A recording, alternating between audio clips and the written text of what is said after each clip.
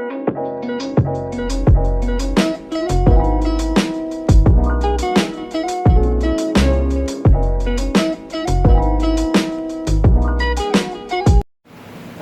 warahmatullahi wabarakatuh.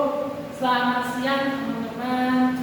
Alhamdulillahirrahmanirrahim. Pada kesempatan siang hari ini kita bisa bertemu kembali. Pada yang terhormat Bapak Imron Rosyadi MPD selaku dosen pengampu mata kuliah perencanaan sistem PAI yang kami hormati, serta teman-teman yang berbahagia. Kami dari kelompok 11, saya ditemani dua teman saya. Yang pertama ada Mbak Lulu dan yang kedua ada Mbak Sabrina. Kami akan mempresentasikan hasil diskusi kami dari kelompok 11 tentang inovasi dan teknologi dalam pembelajaran agama Islam. Untuk pembahasan pertama akan disampaikan oleh Mbak Lulu. Kepadanya dipersilahkan. Baik, materi pertama ada konsep digitalisasi dalam PAI. Nah, definisinya yaitu digitalisasi adalah transformasi data analog ke digital menggunakan teknologi untuk otomatisasi proses. Kemudian penyampaian materi pendidikan agama Islam harus dikemas secara menarik agar dapat dipahami dan dipraktekkan dalam kehidupan sehari-hari. Nah, di era yang serba terhubung dengan jaringan internet ini, peserta didik juga sangat antusias dengan perkembangan media digital tersebut. Kemudian di era digitalisasi sekarang ini ada tantangan bagi guru, yakni pendidik harus beradaptasi dengan teknologi untuk menyampaikan materi PAI secara menarik dan relevan. Kemudian dampak positif negatifnya. Dampak positifnya yaitu akses informasi mudah, media pembelajarannya variatif, ada video, animasi, YouTube, dan lain-lain. Kemudian dampak negatifnya, siswa menjadi kecanduan gadget, kemudian penurunan etika dan radiasi berlebihan terhadap kesehatannya. Kemudian materi yang kedua ada learning dan aplikasi Islam. Nah, learning sendiri merupakan kependekan dari electronic learning yang mempunyai arti belajar menggunakan elektronik. Adapun pengertian dari elektronik adalah komputer atau internet. Nah, e-learning adalah proses pembelajaran yang melibatkan penggunaan peralatan elektronik dalam membuat, membantu, menyampaikan informasi, menilai, dan mengerjakan suatu proses belajar di mana siswa sebagai pusat belajar serta dilakukan secara interaktif kapanpun dan dimanapun. Kemudian contoh pembelajaran berbasis elektronik yaitu ada LMS, Zoom, Google Classroom. Kemudian fungsi learning dan aplikasi Islam ini yaitu sebagai pelengkap, tambahan atau suplemen dan substitusi pembelajaran tatap muka. Kemudian contoh aplikasinya ada platform Al-Quran digital seperti tafsir, audio tajwid. Kemudian ada konten PAI di YouTube. Selanjutnya aplikasi lain Islamic Tools ada kuis, yaitu menggunakan kuis interaktif. Kemudian website materi PAI tersebut. Kemudian juga ada simulasi virtual ibadah. Oke, selanjutnya terkait poin C, yaitu media sosial untuk dakwah dan pendidikan. Mengapa media sosial digunakan untuk berdakwah? Karena di kalangan anak remaja atau anak muda sekarang banyak sekali, bahkan setiap harinya anak muda itu atau remaja tidak akan lepas dengan handphone sendiri. Alangkah baiknya sarana dakwah atau pendidikan itu bisa dimasukkan ke dalam media sosial supaya para remaja atau anak muda tersebut bisa mendapatkan dari dakwah-dakwah tersebut, karena tidak mungkin, karena melihat situasi saat ini sangat disayangkan banyak anak remaja atau banyak anak muda yang tidak, atau bahasanya tidak suka dengan berdakwah. Mungkin alangkah baiknya berdakwah ini untuk mengikuti perkembangan zaman, bisa melalui platform media sosial. Peluangnya yaitu yang pertama, penyebaran konten dakwah kreatif, yaitu melalui infografis, video pendek.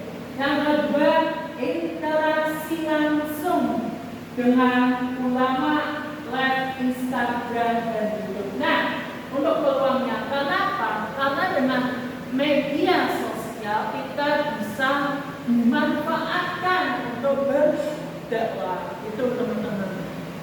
Karena nggak mungkin anak muda sekarang mau pergi ke masjid untuk mendengarkan tausiah. Mungkin alangkah baiknya kita berdakwahnya atau menyalurkan pendidikannya lewat media sosial. Yang kedua, fungsinya berfungsi sebagai alat penyebaran dakwah, juga sebagai ruang pembelajaran yang efektif bagi pelajar untuk memperdalam pemahaman agama siswa. Nah, untuk tantangannya apa teman-teman? Yang pertama, hoax. Nah, kita harus benar-benar bisa menyaring berita atau hoax, berita tersebut atau konten-konten dakwah tersebut. Apakah konten dakwah tersebut benar atau tidak? Atau konten dakwah tersebut menyesatkan atau tidak? Yang kedua, apakah konten tersebut mengandung rasa atau mengandung konten radikal atau yang menjerumuskan dengan kesesatan atau rendahnya literasi kita? Mungkin dari konten-konten dakwah kita harus menyaring, harus memilah mana yang menghindari hoax, mana yang menghindari kesesatan, dan mana yang menghindari dari konten-konten radikal. Jadi kita bisa memilih dan untuk melihat videonya, yaitu video konten-konten yang sebaik mungkin dan menghindari 3 tantangan tersebut, yaitu hoax, radikal, dan rendahnya literasi. Nah, yang selanjutnya yaitu solusi. Yang selanjutnya edukasi literasi media, kolaborasi dengan influencer religius. Mungkin kita bisa berkolaborasi dengan selebgram atau influencer yang religius untuk agar konten dakwah tersebut tersampaikan. Itu selanjutnya akan disampaikan oleh Mbak Sabrina. Oke, baik. Yang selanjutnya itu ada poin D, yaitu gamifikasi dan augmented reality atau VR dalam PAI. Nah, di dalam pendidikan agama Islam PAI itu memainkan peran krusial dalam membentuk karakter dan nilai spiritual siswa. Jadi di era digital ini dalam pendidikan agama Islam itu menghadapi tantangan untuk menghadapi materi tradisional atau format yang lebih modern. Jadi adanya AI itu digunakan dengan sebaik mungkin agar di dalam pembelajaran pendidikan agama Islam itu berjalan dengan efektif gitu. Nah, untuk platform dan yang disediakan oleh AI itu adanya fitur seperti chatbot, pengenalan suara, kemudian verifikasi sendiri, dan juga adanya augmented reality. Nah, kemudian apa sih verifikasi itu? Verifikasi pada implementasi pembelajaran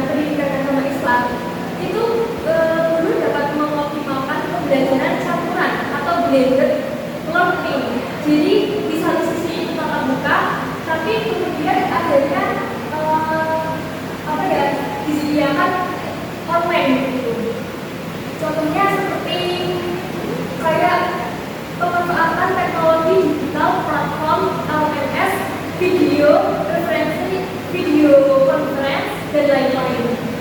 Kemudian untuk pembelajaran menjadi lebih efektif itu menggabungkan efisiensi teknologi dengan kedalaman pembelajaran tatap muka. Nah, gamifikasi ini merujuk pada penggunaan komponen permainan seperti sistem poin, level kompetensi. Nah, itu kan contohnya yaitu rambut untuk kuis PAI. Kemudian untuk manfaat gamifikasi sendiri dalam pembelajaran itu meningkatkan motivasi dan pemahaman nilai Islami melalui simulasi game. Jadi di dalam pembelajaran antara tatap muka dengan seorang guru dengan murid itu adanya teknik menggunakan model gamifikasi augmented, dan augmented reality itu bisa dijadikan mungkin dalam salah satu. Nah, manfaatnya sendiri yaitu meningkatkan motivasi dan pemahaman nilai Islami melalui simulasi game. Kemudian yang kedua adalah augmented reality yang dalam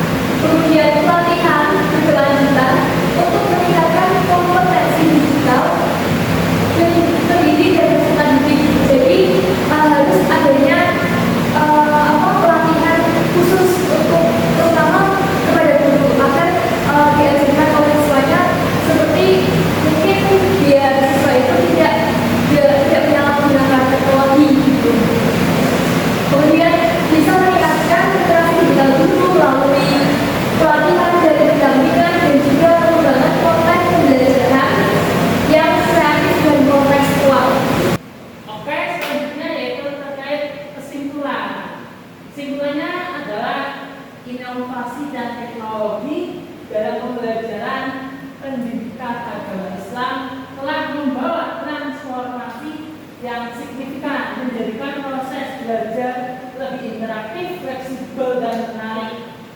Pemanfaatan e-learning, aplikasi Islami, media sosial, gamifikasi, dan augmented reality memungkinkan penyampaian materi agama yang lebih dinamis dan mudah diakses, sekaligus memperkaya pemahaman nilai-nilai Islami. Gamifikasi berperan dalam membangkitkan motivasi belajar melalui pendekatan permainan. Nah, sedangkan AR menciptakan lingkungan belajar yang memadukan realitas fisik dan digital. Jadi, teknologi memperkaya PAI dengan metode interaktif, e-learning, gamifikasi, dan AR. Juga pentingnya balance antara inovasi dan tendensi ajaran Islam serta perlunya kolaborasi guru, siswa, dan orang tua adalah kunci keberhasilan dan digitalisasi PAI. Oke, karena sesi menyampaikan materi sudah selesai, kita buka sesi pertanyaan. Barangkali dari teman-teman mau bertanya dan mau menambahkan atau menyarankan, bisa menuliskan di kolom komentar di bawah ini. Cukup sekian presentasi dari kelompok 11. Apabila masih kekurangan, mohon maaf yang sebesar-besarnya. Kami akhiri. Wassalamualaikum